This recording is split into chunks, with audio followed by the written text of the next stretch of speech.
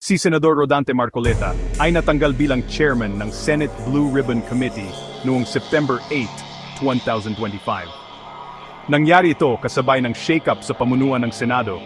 Nagkaroon ng pagbabago sa Senate leadership nang mahalal si Tito Sotto bilang bagong Senate President at dahil doon, pinalitan din ang chairmanship ng Blue Ribbon Committee.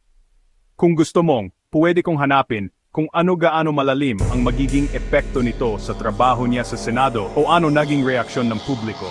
Gusto mong gawin yon? Strategy ba to ng kalaban? O, malaki posibilidad na strategy ng mga kalaban sa politika ang pagkakatanggal ni Marcoleta. Ganito kasi karaniwang galawan sa Senado. Power shift, palitan ng liderato.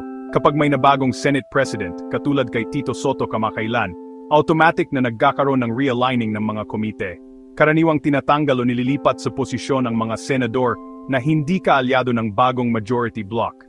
Pagbawas ng impluensya, ang Blue Ribbon Committee isa sa pinakamakapangyarihang komite dahil investigasyon ang saklaw nito. Kung hawak ito ng hindi nila kapanalig, masisira ang agenda ng majority.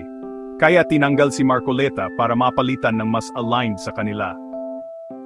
Pag-neutralize ng boses, kilala si Marcoleta bilang matapang at diretso magsalita laban sa mga inaakusahang corrupt. Natural na magiging target siya ng mga kalaban para hindi lumaki ang impluensya niya sa mga investigasyon.